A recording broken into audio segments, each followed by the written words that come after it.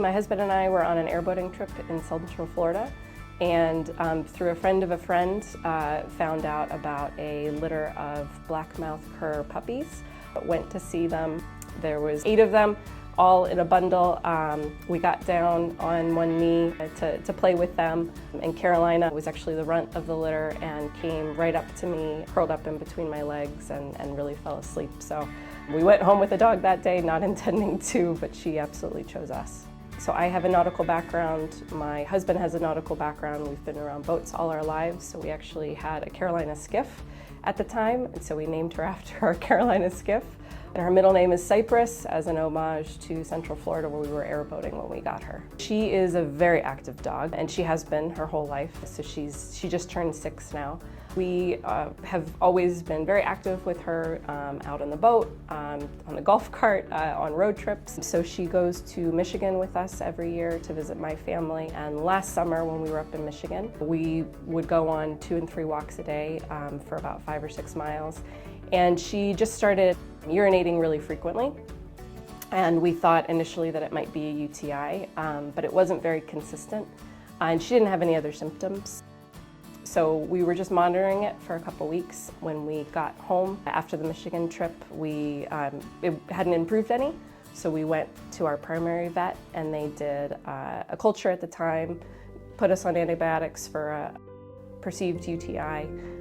We came back after 2 weeks because she still was having the frequent urination symptoms. And at that point, they did a quick ultrasound at the veterinarian and informed us that she had a tumor in her bladder. So Carolina was diagnosed with bladder cancer. The hard thing in our canine patients is that they can't tell us that, they feel pressure in their bladder or they feel funny. So a lot of times when our patients are diagnosed with bladder cancer, it's a more advanced stage. So the tumor has grown large and they're already having symptoms that are visible to the clients. For example, with Carolina, the veterinarian, the general practitioner did an ultrasound and found a bladder mass when they did the ultrasound, and that's when Carolina was referred to us. My husband's cousins are both veterinarians, so we consulted with them a lot on what their recommendations might be.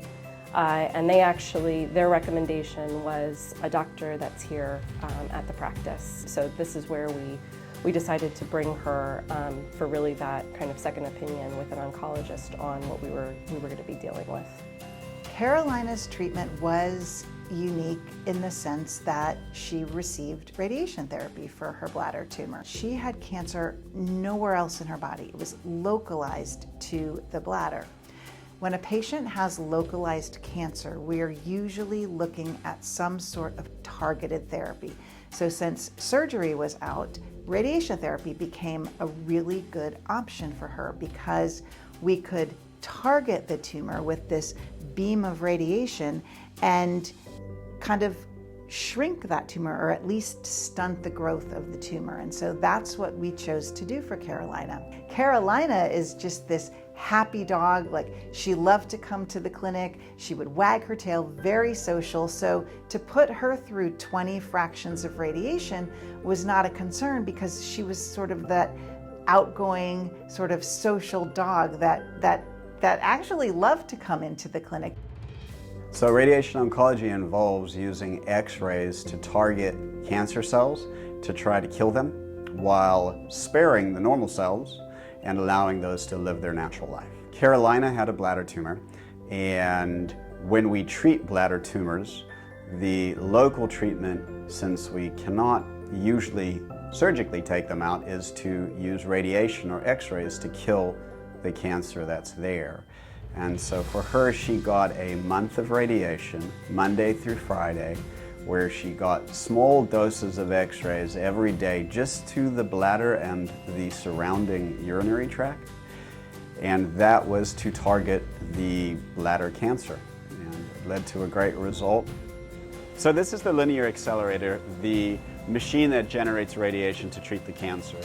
When the animals come in here, they're usually under anesthesia, and that allows us to treat them while they are completely still for 2 to 6 minutes. That's how long the treatment takes about. Meeting with a cancer specialist absolutely gave us hope that we still have years with her. Being able to talk to a cancer specialist and know that there are treatments out there and options out there that can, prolong that was incredibly, that's really what kind of turned us around on being able to cope with it and process it.